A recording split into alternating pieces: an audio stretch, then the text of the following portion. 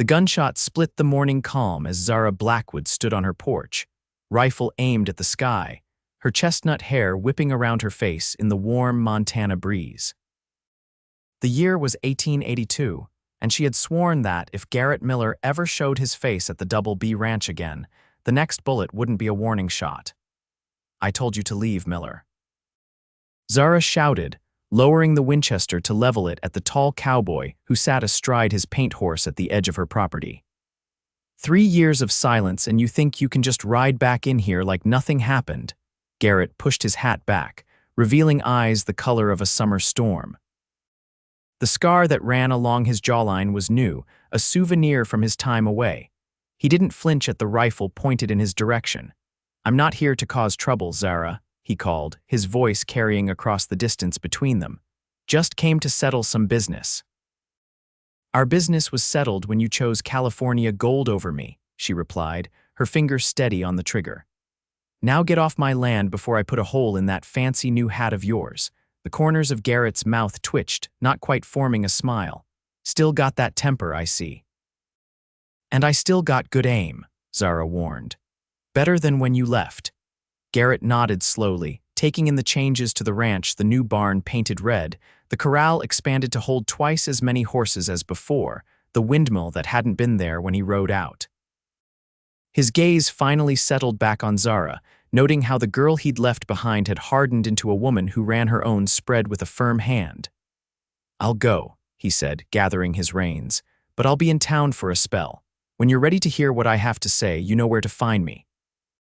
Zara watched him turn his horse, the familiar set of his shoulders bringing unwanted memories flooding back, dancing under stars at the Harvest Festival, stolen kisses behind her father's barn, promises whispered in the dark.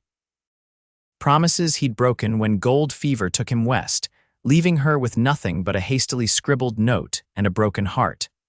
"Don't hold your breath waiting, cowboy," she called after him, but her words were carried away by the wind.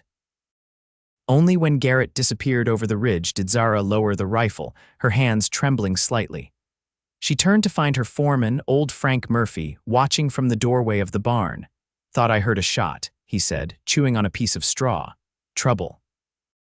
"Nothing I can't handle," Zara replied, squaring her shoulders. "Just a ghost from the past." Frank's weathered face creased with concern. "That was Garrett Miller, wasn't it? Heard tell he was back in these parts." Zara nodded curtly. "He won't be staying long if he knows what's good for him."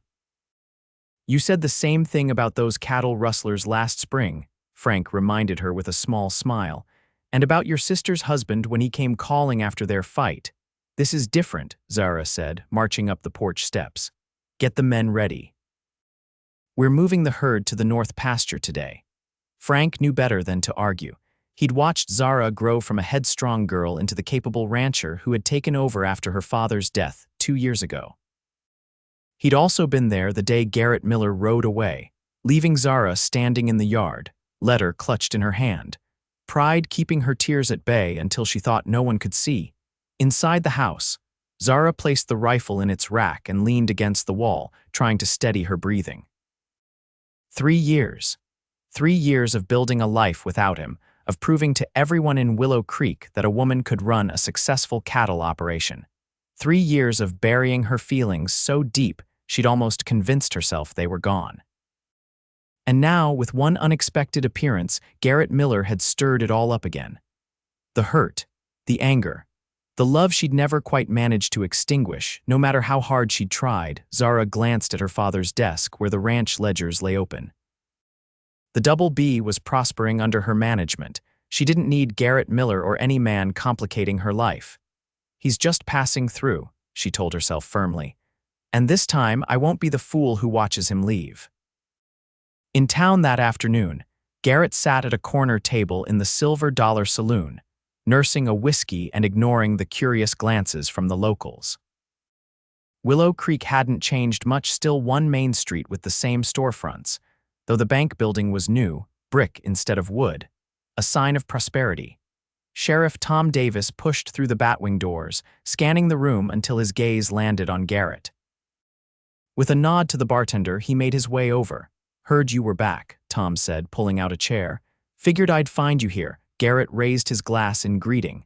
"Sheriff, you still wearing that badge after all these years?"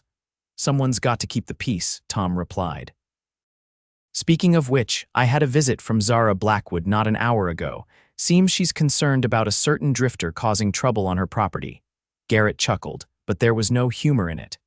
"I barely set foot on her land before she was threatening to ventilate me. Can you blame her?" The sheriff leaned forward.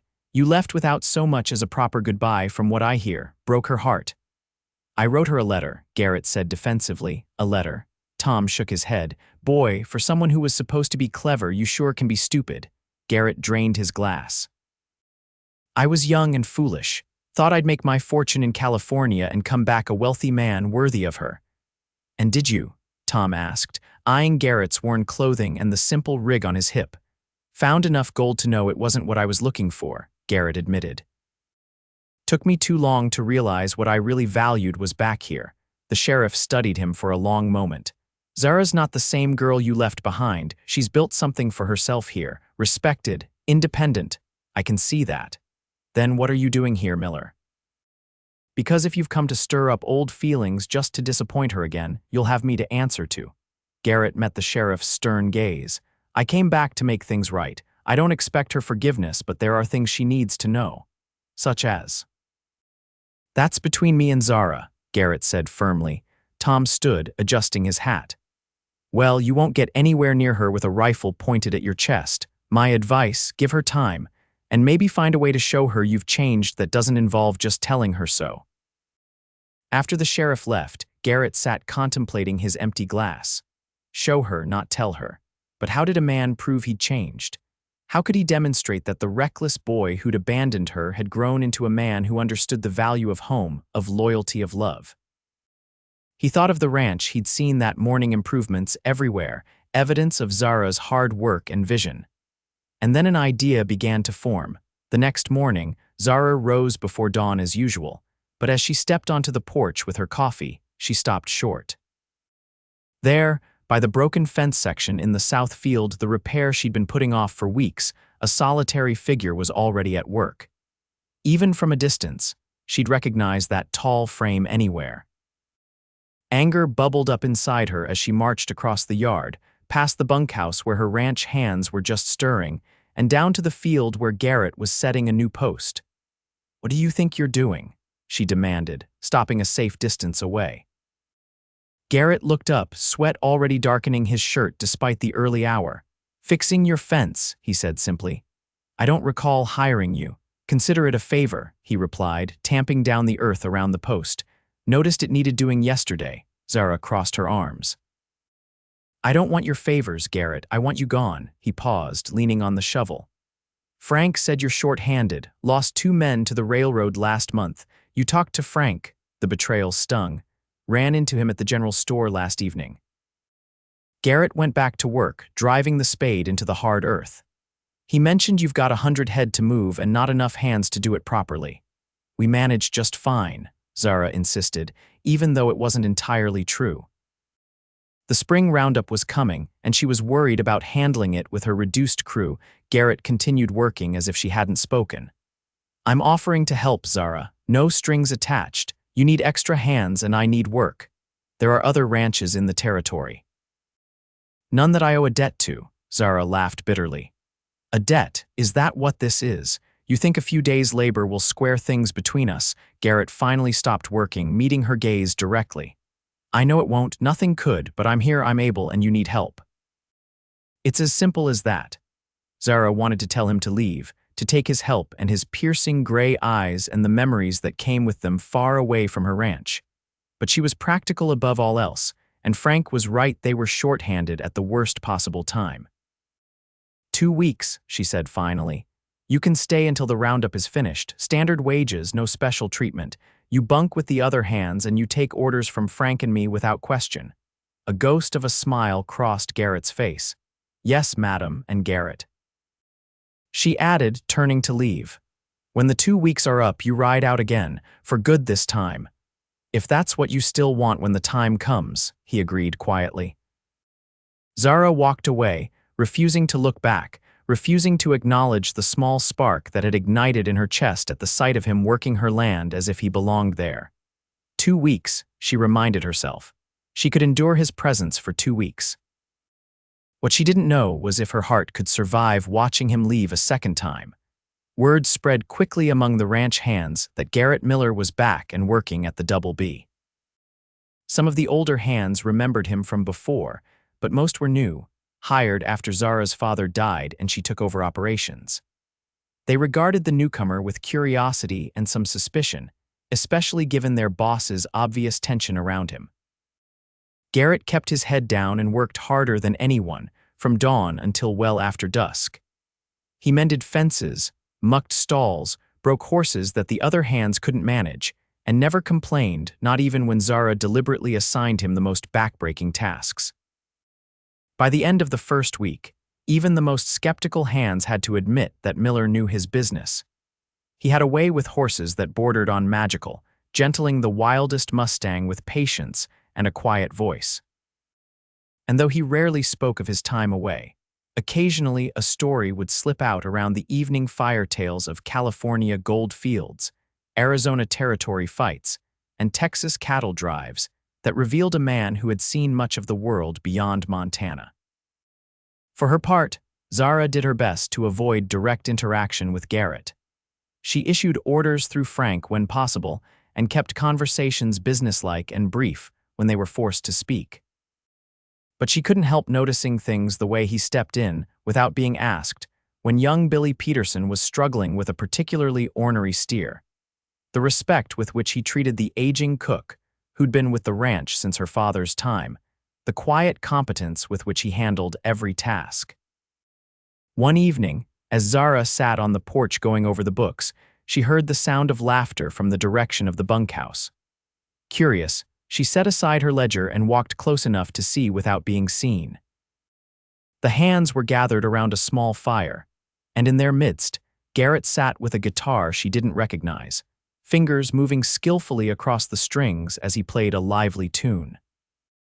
Billy Peterson was attempting to teach one of the newer hands a clumsy version of a jig, while the others clapped in time. It was a scene of camaraderie that had been missing from the ranch in recent months, as the work grew harder and the crew smaller. Watching from the shadows, Zara felt a pang of something she couldn't quite name: regret, perhaps, or longing for simpler times. As if sensing her presence, Garrett looked up, his gaze finding her in the darkness. The music didn't falter, but something in his expression changed, softened. He nodded once, acknowledging her, then returned his attention to the song. Though Zara had the distinct impression he was now playing for her, she slipped away, unsettled by the warmth that had crept into her chest. This was dangerous territory. Garrett Miller had a charm about him that had always been difficult to resist, and seeing him fit so seamlessly into ranch life was stirring feelings she'd thought long buried. The next morning brought unexpected trouble. Zara was checking the northern boundary when she came across cut fence wire and cattle tracks leading onto neighboring land. Someone had deliberately opened a passage to rustle her stock. By the time she returned to the ranch house, a quick count had confirmed her fears. At least 20 head were missing, valuable breeding stock she couldn't afford to lose. She called the hands together, laying out the situation in terse terms. Frank, take Billy and Juan to the east section, check for any other breaches. Greg and Mason, ride to town and alert the sheriff. The rest of you prepare to ride. We're going after those cattle. How many men do you want with you? Frank asked, already checking his ammunition. Before Zara could answer, Garrett stepped forward. I know those northern hills better than anyone. I'll go with her. Zara opened her mouth to object, but Frank was already nodding. Good thinking. The two of you can move faster than a larger group, and we need the rest of the hands here in case this is a diversion for a bigger raid. Trapped by logic, Zara could only give a curt nod. Be ready to ride in 10 minutes, she told Garrett, then turned on her heel and headed for the house to collect her rifle. They rode out as the sun climbed higher, following the cattle tracks north toward the rugged country that bordered the Double B. Zara set a punishing pace, but Garrett matched it without complaint, his eyes constantly scanning the terrain ahead. They're heading for Broken Ridge, he said after they'd been riding for an hour. There's a narrow pass there that leads to a hidden valley.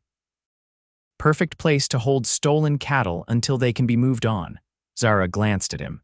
How do you know that? I explored every inch of this territory before I left, Garrett replied, including places most folks don't know exist. They rode in silence for another mile before Zara's curiosity got the better of her. Why did you really come back, Garrett? And don't give me that nonsense about making things right. He considered her question for several moments before answering.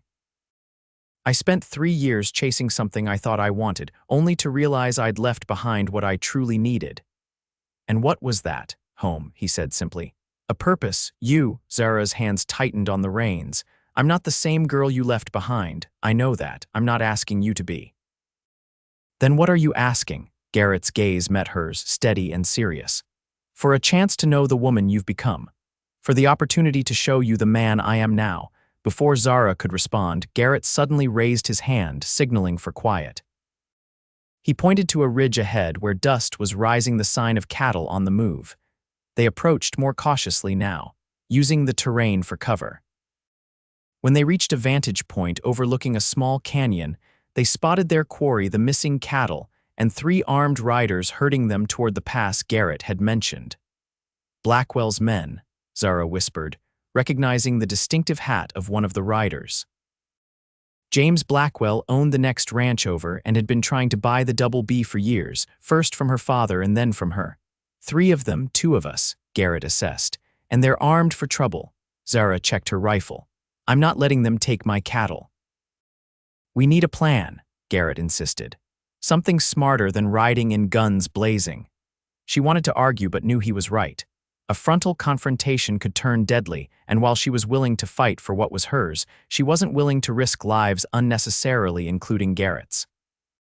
What do you suggest? She asked. A slow smile spread across Garrett's face. I think it's time these rustlers learned why they shouldn't mess with the Double B. Their plan was simple but effective. While Zara positioned herself on the ridge with her rifle, ready to provide covering fire if needed, Garrett circled around to approach the canyon from the opposite end. The rustlers were so focused on keeping the cattle moving that they didn't notice when a lone rider slipped in behind them. Zara watched through her rifle sight as Garrett quietly cut away a section of the herd, turning the animals back in her direction. By the time the rustlers realized what was happening, Garrett had already diverted half the cattle and was working on the rest. When one of Blackwell's men finally spotted him and reached for his gun, Zara fired a warning shot that kicked up dust at the rustler's feet. The man froze, then slowly raised his hands when he spotted her on the ridge, rifle aimed steadily. Next one won't miss, she called down. Drop your weapons. The confrontation ended without further violence. The rustlers, outnumbered and outmaneuvered, surrendered their guns. Garrett rounded up the scattered cattle while Zara kept the rustlers covered. Blackwell won't take kindly to this, one of the men warned as Garrett bound their hands. Blackwell can take it up with the sheriff, Zara replied coldly. Cattle rustling carries a harsh penalty in this territory. It was nearly dark by the time they had the cattle moving steadily back toward the Double B, with the 3 rustlers riding sullenly ahead of them, hands tied to their saddle horns. Zara and Garrett flanked the small herd, keeping the animals together on the familiar trail home. That was quick thinking back there, Zara admitted reluctantly. Using the terrain to split their attention, Garrett shrugged. Just applying what I learned in Texas. Cattle have a mind of their own, but you can use that to your advantage if you understand how they think. Is that where you were? Texas, for a time, he nodded.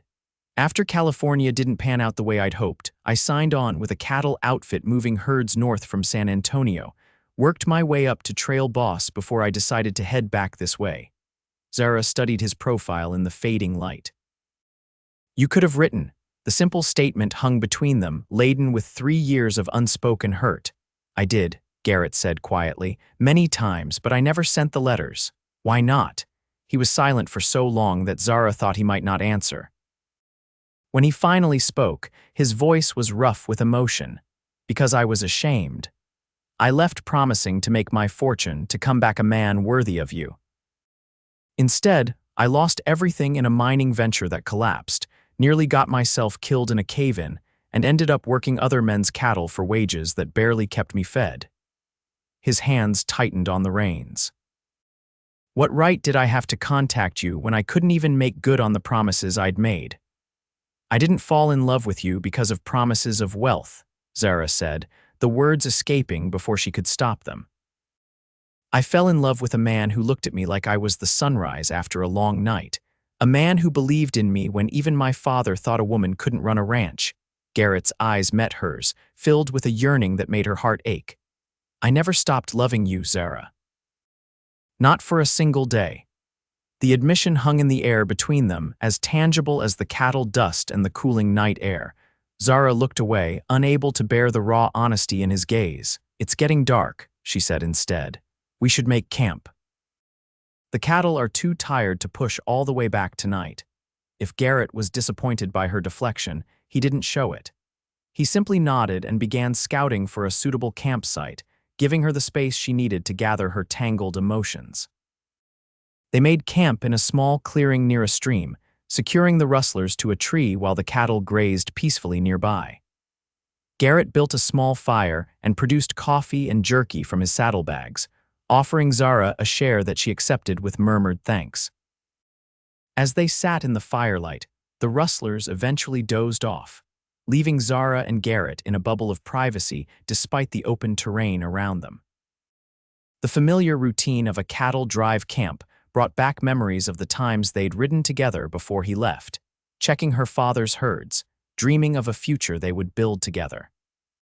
Your father would be proud of what you've done with the Double B, Garrett said, breaking the comfortable silence. It's a fine operation. Zara wrapped her hands around her coffee cup, letting the warmth seep into her fingers. It hasn't been easy. When he died, half the county thought I'd sell within the year. The bank was reluctant to extend credit to a woman, and several of the hands quit rather than take orders from me. But you proved them wrong. I didn't have a choice, she said. The ranch was all I had left. Garrett's gaze was steady across the fire. You had other options. Your sister in Denver offered you a place, didn't she? And as I recall, Marcus Thompson had been courting you with marriage proposals since we were 17. Zara's eyebrows rose. You kept tabs on me. I asked after you whenever I met someone from Montana Territory, he admitted. Enough to know you turned down Thompson 3 times and expanded the double BTKS operations instead.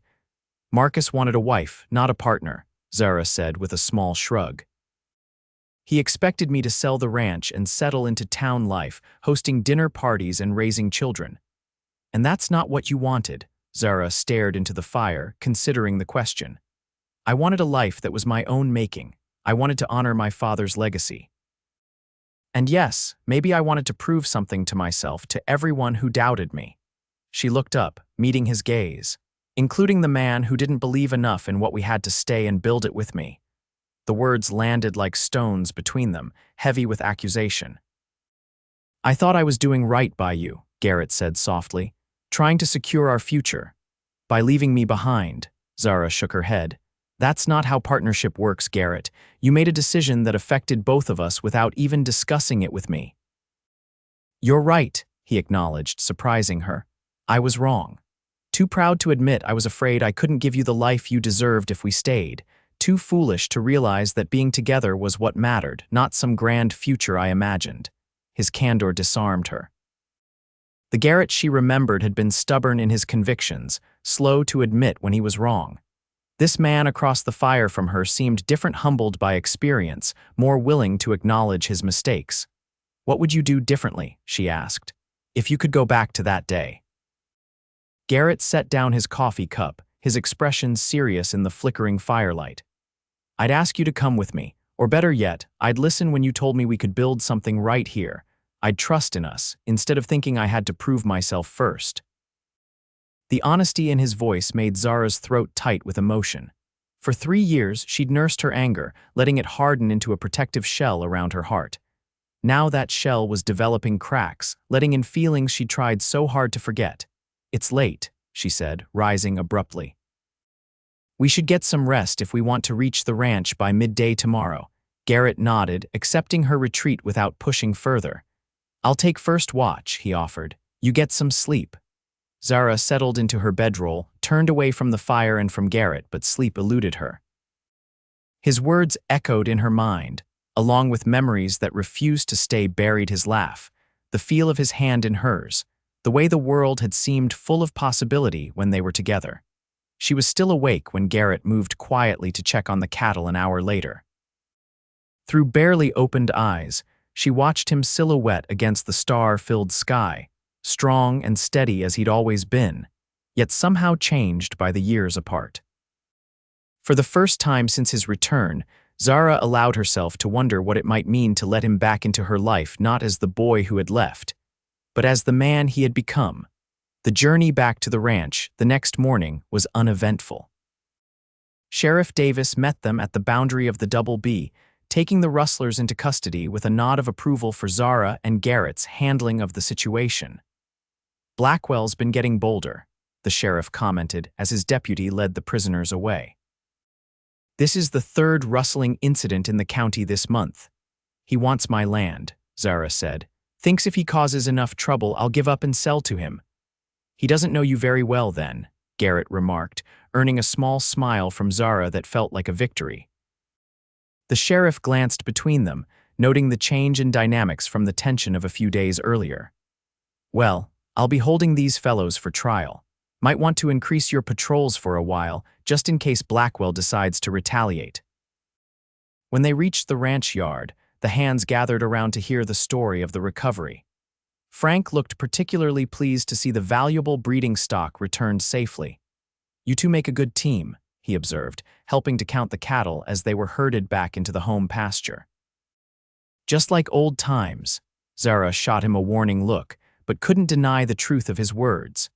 Working with Garrett had felt natural, their actions complementing each other without need for discussion. They had always been in sync that way, able to anticipate each other's moves whether working cattle or dancing at a social. That night, after the excitement had died down and the ranch settled into its evening routine, Zara found herself unable to concentrate on the ledgers she'd brought to the porch. Her gaze kept drifting to the bunkhouse, where lamplight spilled from the windows and the occasional burst of laughter indicated the hands were unwinding after the day's work. Setting aside her pencil, she made a decision. She would talk to Garrett, really talk to him, away from the curious eyes of the ranch hands. They had unfinished business that couldn't be resolved by pretending the past didn't exist. She was halfway across the yard when the bunkhouse door opened and Garrett stepped out, as if her thoughts had summoned him. He paused when he saw her, then continued forward until they met in the middle of the yard, the moonlight casting long shadows around them. "I was coming to find you," he said. "I was coming to find you too," Zara admitted. "I think it's time we had an honest conversation," Garrett nodded. "Where would you like to talk?" Zara considered for a moment. "The old oak by the creek."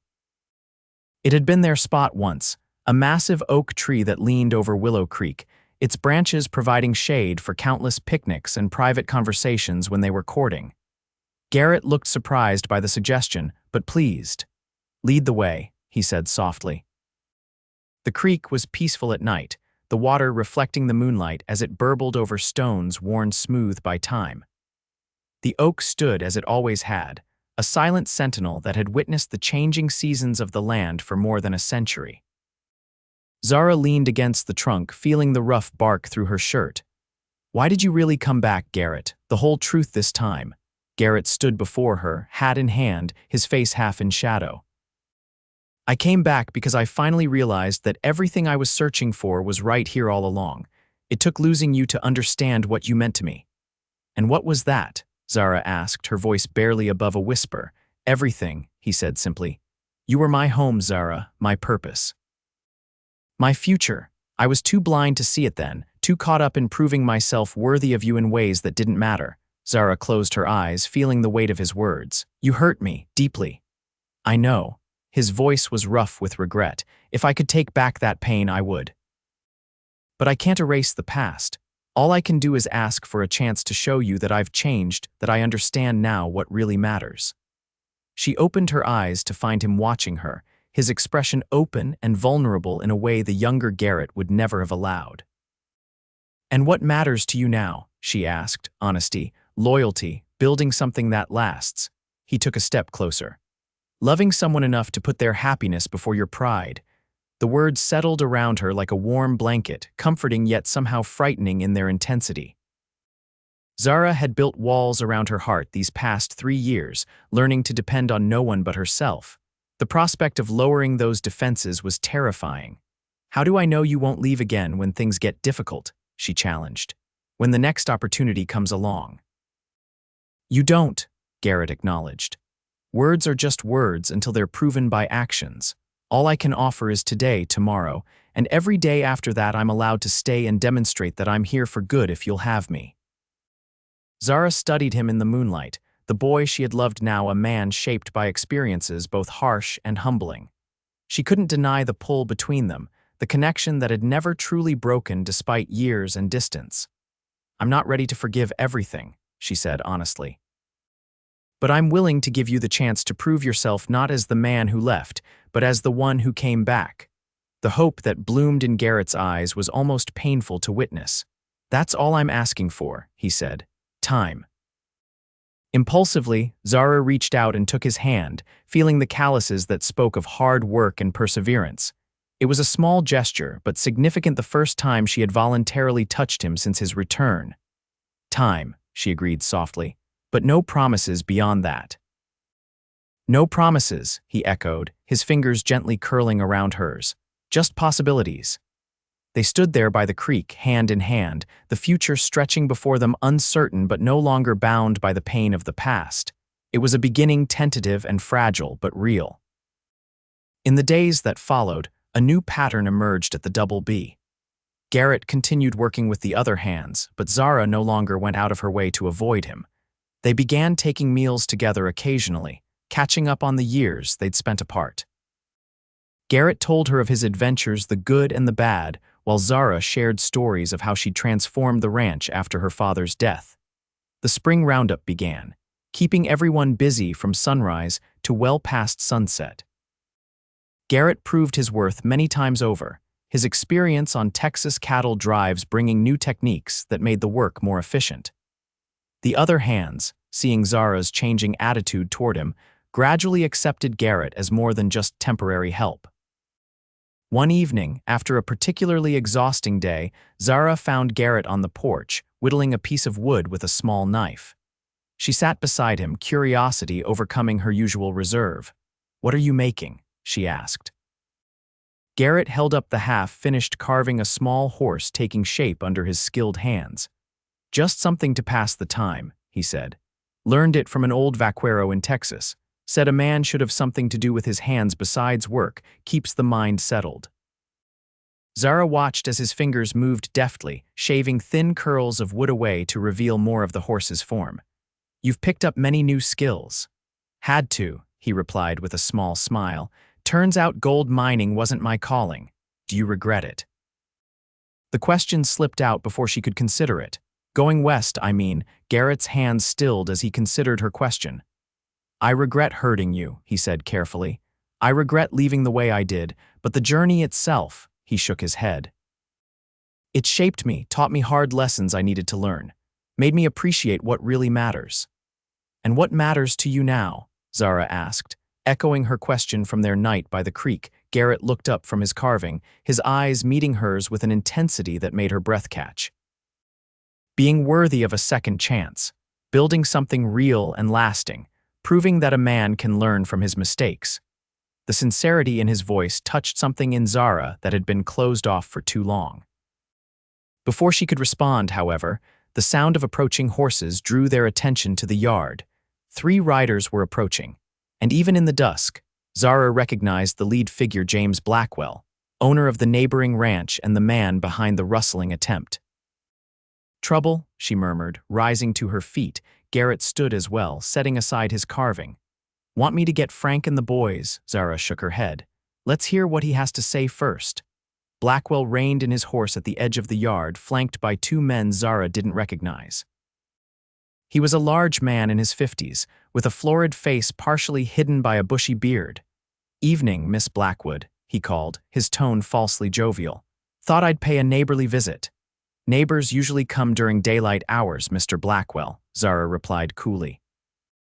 And without armed escorts, Blackwell's gaze shifted to Garrett, standing at Zara's side. I see the rumors are true. Garrett Miller back from the dead. His smile didn't reach his eyes. Interesting timing, considering my men are sitting in jail. Your rustlers, you mean, Zara corrected. Sheriff Davis seems quite convinced of their guilt, and their own confessions support that. Blackwell dismounted, handing his reins to one of his companions. Misunderstanding, I assure you. My men were simply retrieving cattle that had strayed onto my property. By cutting my fence. Zara challenged, and specifically selecting my best breeding stock. As I said, a misunderstanding. Blackwell mounted the porch steps, ignoring Garrett's watchful stance. One I'm willing to overlook if we can come to an arrangement. I'm not selling the Double B if that's what you're after, Zara said firmly. Not now, not ever. Blackwell's facade of friendliness slipped slightly. Be reasonable, Miss Blackwood. A woman alone can't hope to compete with operations like mine. The offer I made last year still stands fair market value plus 10%. She's not alone, Garrett interjected quietly, moving slightly closer to Zara. And the Double B isn't for sale. Blackwell's eyes narrowed as he assessed Garrett. You planning on sticking around this time, Miller? Word is you're not much for putting down roots. Things change, Garrett replied evenly. People change. Well, isn't that touching? Blackwell's voice dripped with sarcasm. The prodigal cowboy returns to claim his sweetheart. He turned back to Zara. You'd be wise to consider my offer while it still stands. The cattle business is getting more competitive, and accidents happen to small operations that can't protect themselves properly. The threat was thinly veiled, and Zara felt Garrett tense beside her. Before he could respond, she stepped forward, meeting Blackwell's gaze directly. Let me be perfectly clear, Mr. Blackwell. The Double B has been in my family for 3 generations, and it will remain so. Any further misunderstandings involving my cattle will be met with the full force of the law. Her voice was steady, authoritative. And as for protection, you might have noticed that my operation is doing just fine in that department.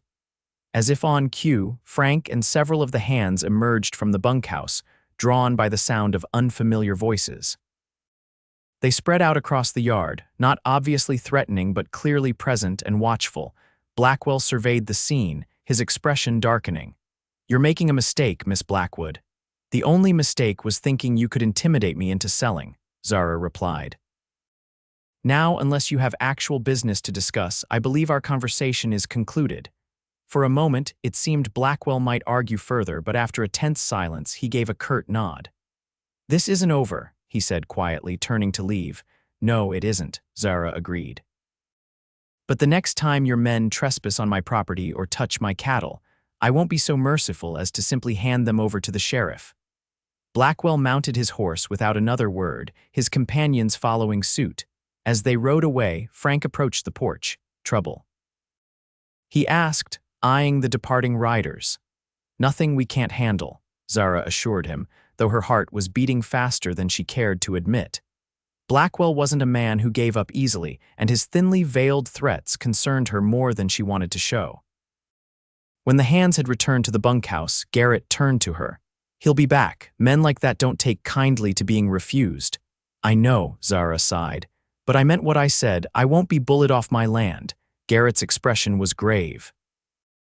We should increase the night patrols, keep a closer eye on the boundary with Blackwell's property. Zara noted his use of we, but didn't comment on it. Instead, she nodded. I'll speak with Frank in the morning, rearrange the rotation. I can take extra shifts, Garrett offered. I know these lands better than most of the newer hands. Their eyes met in the gathering darkness, a moment of perfect understanding passing between them. Whatever their personal history, whatever unresolved feelings lingered, they were united in this, protecting the Double B from those who would threaten it. Thank you, Zara said softly, allowing herself to acknowledge how comforting it was to have him standing beside her, solid and dependable in the face of danger. Garrett reached out, hesitantly at first, then with more confidence when she didn't pull away and brushed a strand of hair from her face. Get some rest, he said. Tomorrow will come early enough. His touch, brief as it was, left a warmth on her skin that lingered long after he'd walked away. Blackwell's threat proved to be more than empty words. Over the next week, a series of small incidents plagued the double-B section of fence mysteriously broken, allowing cattle to wander, a water trough found contaminated with oil, a small hay barn at the far edge of the property burned to the ground in the middle of the night. None of the incidents could be directly traced to Blackwell, but the pattern was clear. He was testing the ranch's defenses, looking for vulnerabilities, trying to wear Zara down with constant vigilance. The hands were stretched thin, patrolling at night in addition to their regular duties. Dark circles appeared under Zara's eyes as she pushed herself to oversee every aspect of the ranch's operations while dealing with the ongoing sabotage. Garrett watched her with growing concern, noting how she pushed her food around her plate at mealtimes without eating, how her shoulders slumped with fatigue when she thought no one was looking. The 2-week period he'd originally agreed to work had passed, but neither of them had mentioned it. In the face of Blackwell's campaign, his departure was unthinkable. One afternoon, returning from checking the western pasture, Garrett found Zara in the barn, attempting to move heavy feed sacks by herself. Without a word, he stepped in beside her, lifting the sack from her arms. "I can manage," she protested weakly. "I know you can," he replied, stacking the feed against the wall, "but you don't have to do everything alone." Zara leaned against a stall door, exhaustion evident in every line of her body. "I'm responsible for this ranch, for the people who work here." "And who takes care of you?" Garrett asked gently. The question seemed to catch her off guard. For a moment, the stubborn independence that had sustained her through 3 years of running the ranch alone wavered, revealing the vulnerable woman beneath. "I take care of myself," she said, but the words lacked conviction. Garrett moved closer, close enough to see the fine lines of fatigue around her eyes, the tension in her jaw. "Let me help you, Zara, not because you need it, but because you deserve to have someone standing with you. Someone who cares." For a heartbeat, he thought she might refuse, might retreat behind the walls she'd built. Then, to his surprise, she nodded, a small, almost imperceptible movement. "All right," she whispered. It was a pivotal moment. Zara Blackwood, who had fought so hard to prove she needed no one, accepting help not from necessity but from choice. Garrett understood the significance of her concession and was careful not to make too much of it, simply nodding in return and continuing with the feed sacks. They worked together in companionable silence, completing the barn chores in half the time it would have taken Zara alone. As they finished, Garrett noticed her rubbing her shoulder, wincing slightly at the movement. "You're hurting," he observed. Zara shrugged, then immediately regretted the motion. "It's nothing, just sore from throwing hay bales yesterday." Without asking permission, Garrett moved behind her, his hands gently settling on her shoulders. When she didn't pull away, he began to massage the tight muscles, his strong fingers working out the knots with careful pressure.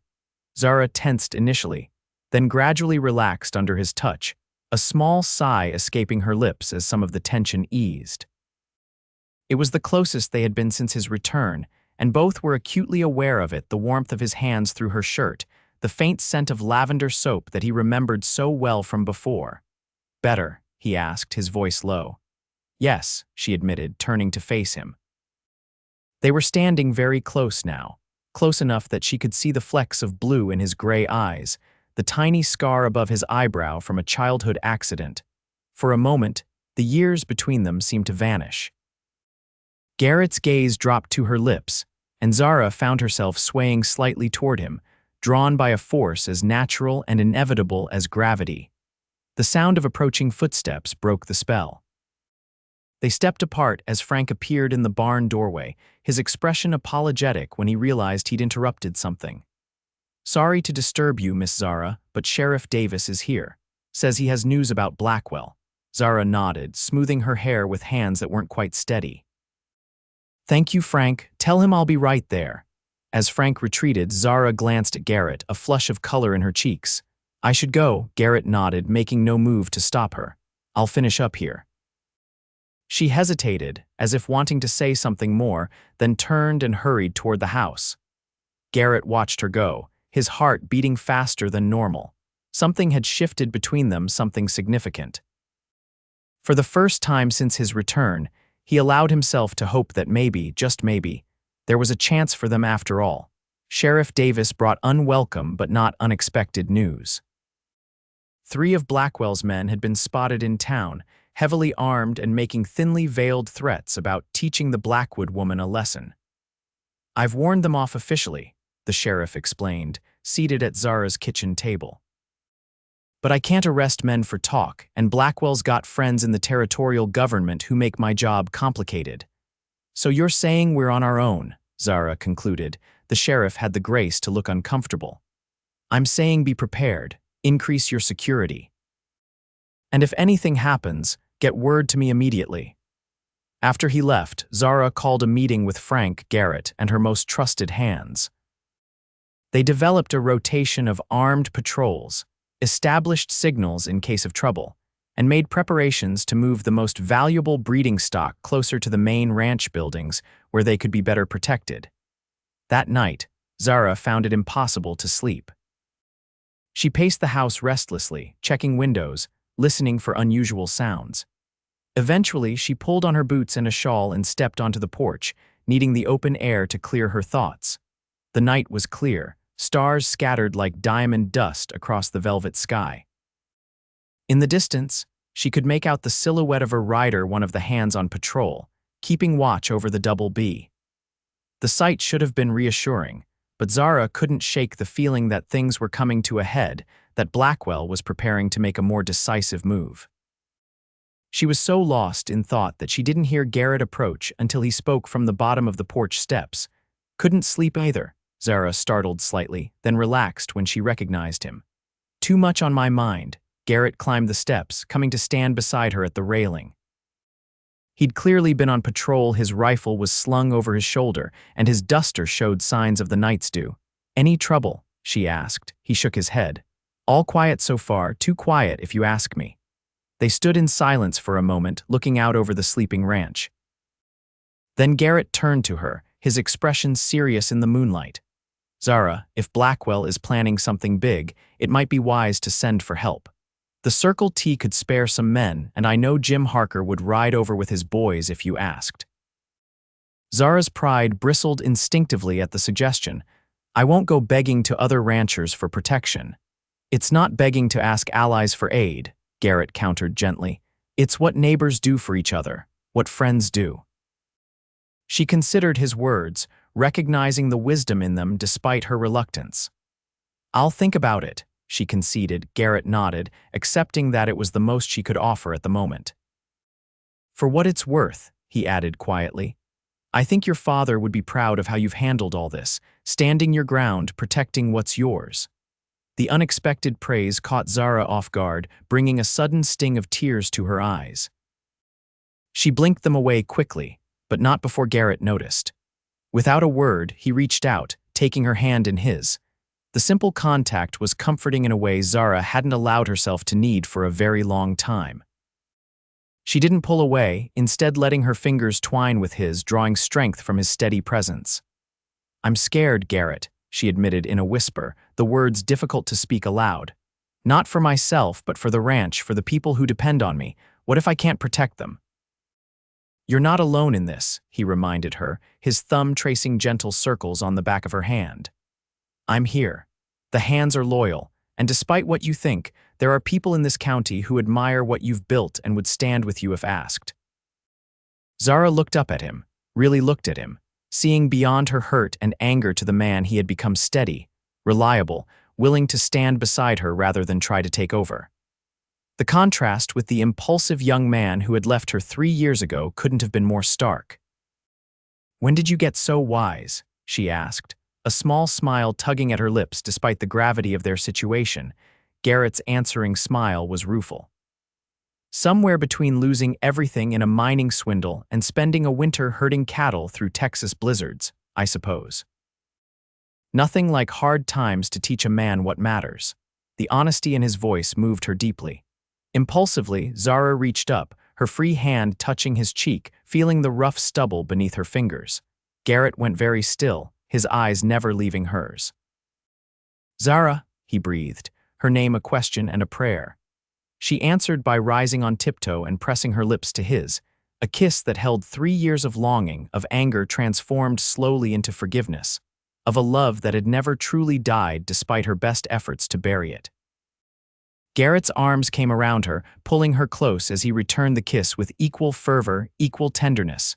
When they finally broke apart, both breathless, he rested his forehead against hers. "I never stopped loving you," he whispered, "not for a single day." "I tried to stop loving you," Zara confessed. "I tried so hard." "And did you succeed?" he asked, vulnerability plain in his voice. Zara shook her head slightly, their foreheads still touching. "No," she admitted. "I just got better at pretending." Garrett drew back enough to look into her eyes, his expression solemn. "I can't promise life will always be easy if you give me another chance, but I can promise I'll never leave you again. Whatever comes, we'll face it together." Zara studied his face, seeing the sincerity there, the maturity that hadn't been present before. This wasn't the rash promise of a boy, but the considered commitment of a man who had learned the hard way what it meant to lose something precious. "Together," she agreed softly, sealing the word with another kiss. They might have stayed there longer, rediscovering each other in the quiet of the Montana night, if not for the distant sound that caught their attention, the report of a rifle, followed by shouts from the direction of the north pasture. They broke apart, instantly alert. "Trouble," Garrett said grimly, checking his weapon. Zara was already moving, rushing into the house to grab her rifle and cartridge belt. By the time she returned to the porch, Frank and several of the hands had emerged from the bunkhouse, roused by the commotion. "Sounds like it's coming from the north boundary," Frank called, "where Billy and Juan are patrolling." "Saddle up," Zara ordered. "5 men with me and Garrett, the rest stay here to protect the main house and barns." The urgency of the situation pushed personal feelings aside as they mounted and rode out, following the sound of continuing gunfire. As they crested a rise overlooking the north pasture, they could see the source of the trouble. A group of riders, at least a dozen, had cut through the fence and were driving a substantial portion of Zara's herd toward Blackwell's property. Near the broken fence line, Billy Peterson was returning fire from behind a fallen tree, while Juan lay worryingly still beside him. "Circle around to cut off the cattle," Zara directed 3 of the hands. "Frank, see to Juan. Garrett and I will provide covering fire for Billy." They split up, executing the plan with military precision. Zara and Garrett dismounted near Billy's position, adding their rifles to his defense. The rustlers, seeing reinforcements arrive, intensified their fire. "Juan's hit bad," Billy reported, his young face streaked with dirt and what looked like blood. "They came out of nowhere, at least 15 of them, Blackwell's men for sure." "Help is coming," Zara assured him, squeezing off a shot that made one of the distant riders duck. "Hold your position." The firefight continued for several tense minutes, neither side gaining a clear advantage. Then, to Zara's alarm, she saw several of the rustlers break away from the main group, circling wide to flank their position. "Garrett," she called in warning, but he had already spotted the threat. "Get Billy and Juan out of here," he told her, rising to a crouch. "I'll hold them off while you retreat to better cover." "I'm not leaving you," Zara protested. "Not asking you to leave," Garrett clarified, reloading his rifle with swift, practiced movements. "Just to fall back to a more defensible position. That ridge over there gives better sight lines." Zara recognized the tactical wisdom of his suggestion. With Frank's help, they managed to get Juan, who was unconscious but still breathing, onto a horse. Billy insisted on staying to help fight despite a graze wound to his arm. As they began their strategic withdrawal, the flanking rustlers made their move, charging toward their position with guns blazing. Garrett stood his ground, providing covering fire that allowed the others to reach the safety of the ridge. Zara, looking back, saw the moment a bullet found its mark. Garrett staggered, clutching his side, but remained standing, continuing to fire until he was sure the others were safely positioned. Only then did he begin his own retreat, moving awkwardly as blood darkened his shirt. "He's hit." Zara's heart constricted with fear as she raised her rifle, laying down suppressive fire to cover Garrett's painful progress toward their position. "Frank, Billy, keep shooting." Don't let them get a clear shot at him. The three of them maintained a steady barrage that forced the rustlers to seek cover, giving Garrett the precious seconds he needed to reach the ridge and collapse behind its protective stone face. Zara was at his side instantly, pulling aside his duster to reveal a spreading bloodstain on his left side. "How bad?" she demanded, her voice tight with controlled panic. "Just a graze," Garrett insisted, though his pallor and the amount of blood suggested otherwise. "I'll be fine." Focus on the rustlers, they're still driving the cattle. As if to punctuate his words, more gunfire erupted from the pasture, but this time from a different direction. The hands Zara had sent to cut off the cattle had engaged the main group of rustlers, creating a chaotic scene as the startled herd began to scatter. "We need to get back to the ranch," Frank advised, glancing at Garrett's wound with concern. "Juan needs a doctor, and so does Miller." "This is too big for us to handle alone." Zara was torn, hating to retreat but recognizing the wisdom of Frank's words. They were outnumbered, with wounded men to protect, and the cattle were already scattered beyond easy recovery. "All right," she decided. "Billy, help Frank with Juan." "I'll help Garrett." Despite his protests that he could ride unaided, Garrett was alarmingly weak by the time they reached his horse. Zara insisted on mounting behind him, one arm wrapped around his waist to keep him steady as they began the journey back to the ranch. "Stubborn woman," Garrett muttered, but there was affection in his voice despite the pain. "Learned from the best," Zara replied, pressing her hand firmly against his wound to slow the bleeding. "Stay with me, Garrett. You promised we'd face things together, remember?" "Can't do that if you bleed out on me." His hand covered hers, squeezing weakly. "Not planning on going anywhere. Too much unfinished business between us." The ride back to the ranch seemed interminable, each jolt of the horse drawing a suppressed sound of pain from Garrett. By the time they reached the yard, he was barely conscious, slumping against Zara's supporting arm. The next hours passed in a blur of activity. One of the hands was dispatched to town to fetch the doctor, while Zara and the ranch cook, who had some medical experience, did their best to clean and bandage the wounds. Juan's injury was serious, a bullet lodged near his shoulder, but Garrett's was potentially more dangerous, the bullet having torn through his side and possibly damaged internal organs. By dawn, the doctor had arrived, converting Zara's dining room into a makeshift surgery. Juan was treated first, the bullet successfully removed, his prognosis guardedly optimistic. Garrett's surgery took longer, the doctor's expression grave as he worked to repair the damage.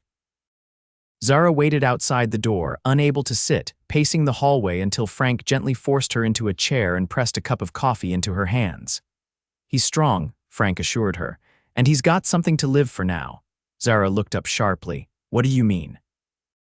The old foreman's eyes were kind. "I've known you since you were knee-high to a grasshopper, Miss Zara. I see the way you look at him now. Different from before he left, deeper somehow." Zara didn't bother denying it. "I was so angry with him for so long," she said softly. "I thought if he ever came back, I'd still feel that anger, but instead you found out that love doesn't just disappear, even when we think it should," Frank finished for her. "It just waits, sometimes buried deep, until we're ready to acknowledge it again."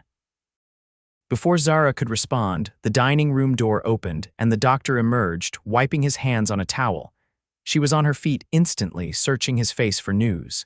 "He's stable," the doctor said, answering her unspoken question. "The bullet missed anything vital, but he lost a lot of blood. The next 24 hours will be critical." "Can I see him?" the doctor nodded. "Briefly. He's sedated but might be able to hear you. Talk to him, it sometimes helps." Garrett lay pale and still on her dining table, now covered with clean sheets. Bandages wrapped his torso, a small spot of red showing where the wound was. Zara approached slowly, almost afraid to touch him, to confirm how fragile life could be. "I'm here," she whispered, taking his hand. It was cooler than it should be, but she could feel his pulse, steady if weak. "I'm right here, Garrett. You keep your promise now, you hear me? You stay with me." His fingers twitched slightly in hers, the barest acknowledgement that somewhere, somehow, he heard her.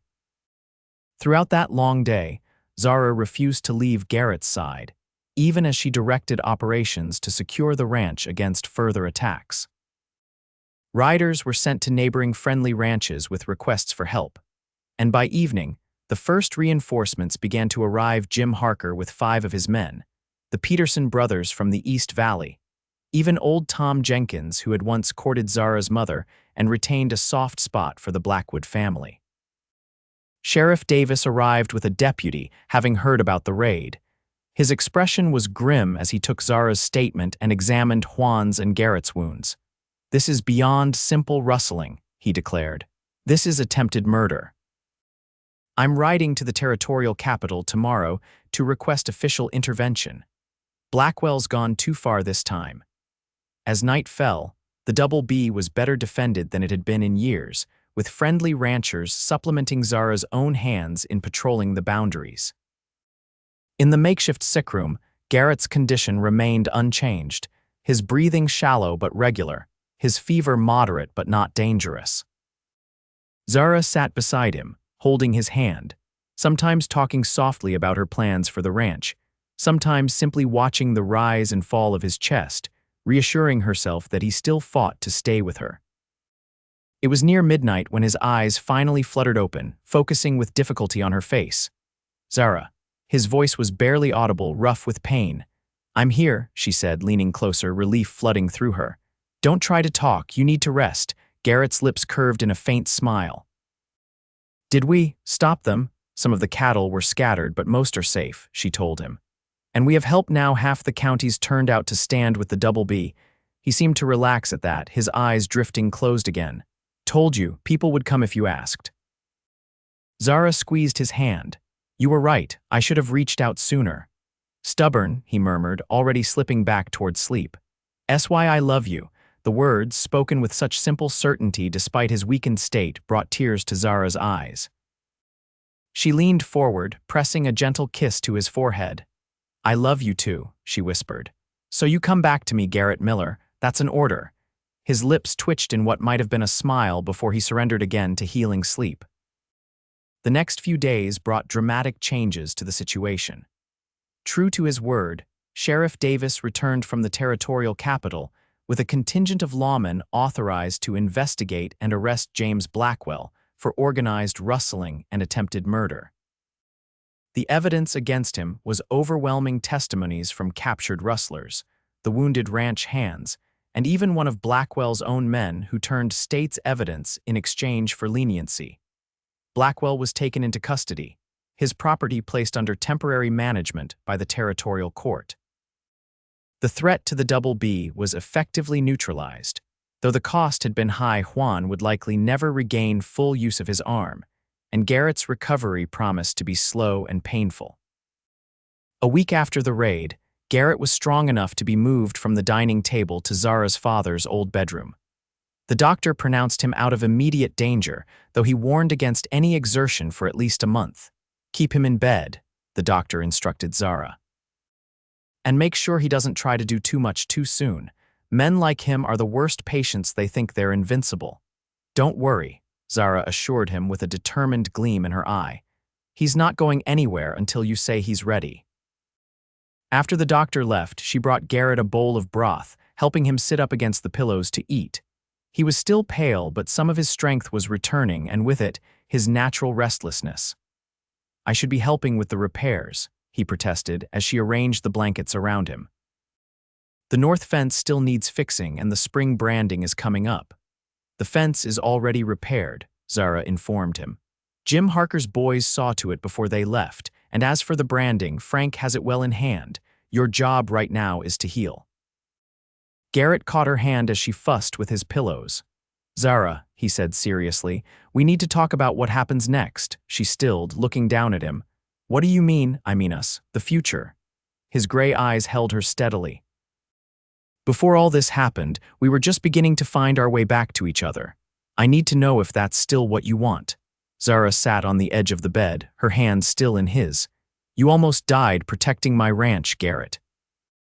"I think that answered any questions I still had about the kind of man you are now." "That's not an answer," he pressed gently. "I don't want your gratitude, Zara. I want your love freely given, eyes wide open." She studied his face, the face she had once known better than her own, now marked by new lines of experience, by a maturity that made him even more handsome to her eyes. "When you left," she said slowly, "I thought my heart would never heal. I built a life without you because I had to, because staying still meant drowning in grief. I learned to be strong, to be independent." Garrett's expression didn't change, but she felt his hand tighten slightly on hers. "And now," he asked quietly. "Now I know that being strong doesn't mean being alone," Zara continued. "It means having the courage to risk your heart again, even knowing it could be broken." She leaned forward, her free hand gently touching his cheek. "I love you, Garrett Miller. I never really stopped, even when I wanted to. And yes, I want a future with you, not because I need you to run this ranch or protect me, but because life is simply better with you in it." The smile that spread across Garrett's face was like sunrise after the longest night, full of joy and promise. "That's all I ever wanted," he said softly. "A chance to build something lasting with you, a home, a family, a legacy." "Well, you're not building anything until that wound is fully healed," Zara reminded him with mock sternness. "Doctor's orders," Garrett chuckled, then winced as the movement pulled at his stitches. "Yes, madam," he agreed. But after that, his expression grew more serious. "Zara Blackwood, when I'm back on my feet, would you do me the honor of becoming my wife? Not right away, I know we still have healing to do, trust to rebuild, but someday." Zara's heart swelled with a happiness she had long thought beyond her reach. "Yes," she said simply. "Someday soon." She sealed the promise with a gentle kiss, mindful of his injuries but wanting him to feel the depth of her commitment. When they broke apart, Garrett's eyes were suspiciously bright. "I'll spend the rest of my life proving I deserve this second chance," he vowed. "You already have," Zara assured him. "By coming back, by staying, by loving me enough to give me time to find my way back to you." Outside the window, the Montana spring was painting the double B in shades of green and gold, the land renewing itself after the harsh winter. Inside, two hearts that had been separated by pride, by hurt, by miles and years, found their way back to the love that had never truly died. Epilogue: 1 year later, the Double B Ranch was transformed for the occasion. Bunting and wildflowers decorating the newly expanded main house, tables set up under the old oak trees for the wedding feast. It seemed half the county had turned out to see Zara Blackwood marry Garrett Miller on a perfect June day, beneath the same oak tree where they had rekindled their love a year earlier.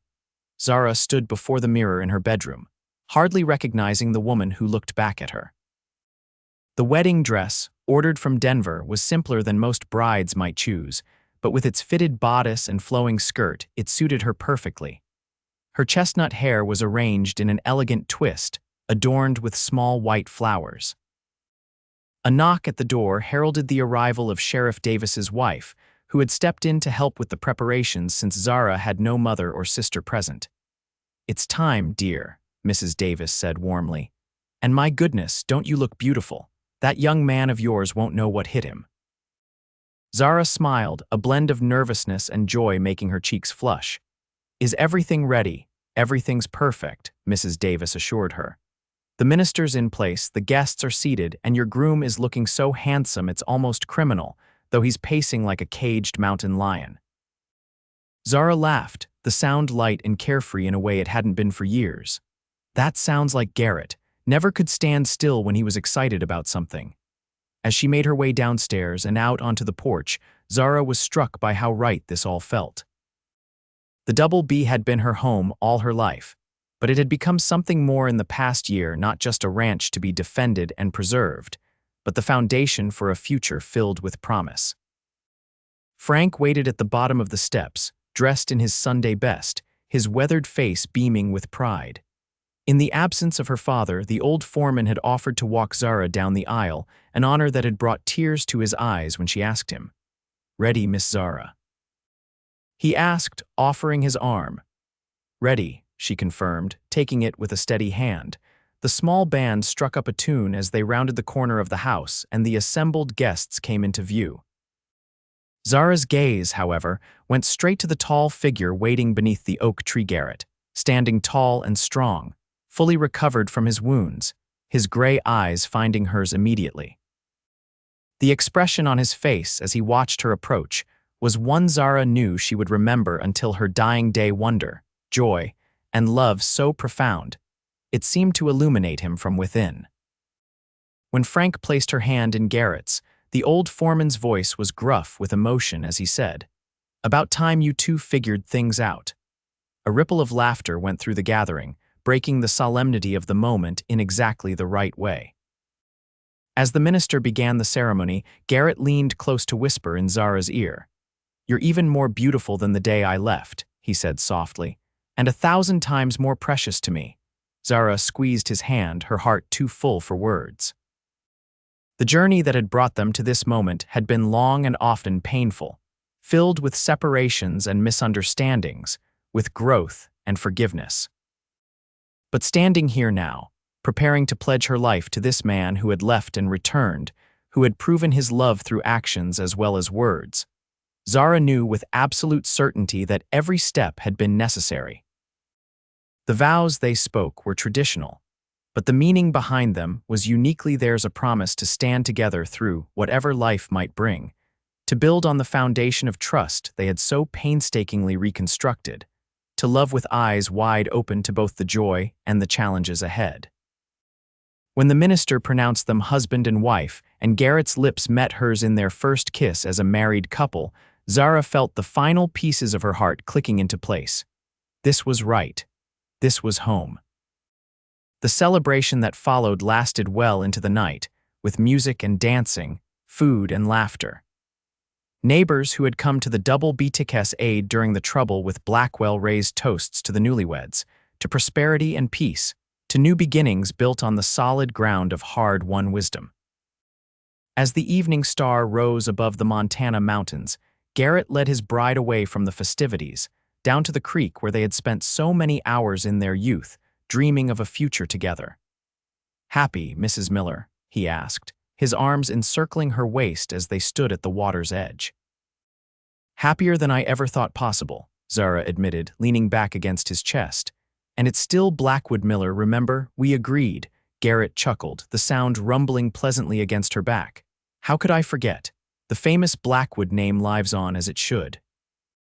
They had indeed agreed that the ranch would continue as the Double B, with both their names represented in its operations.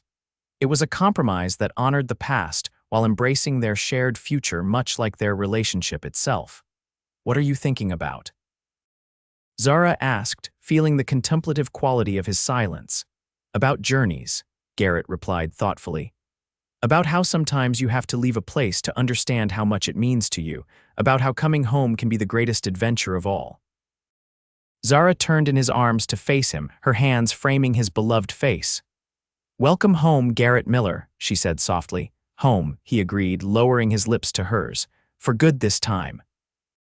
Above them, the stars wheeled in their ancient patterns, witnessing another chapter in the enduring story of love lost, and found again on the Montana frontier, a love stronger for having been tested, more precious for having almost been lost.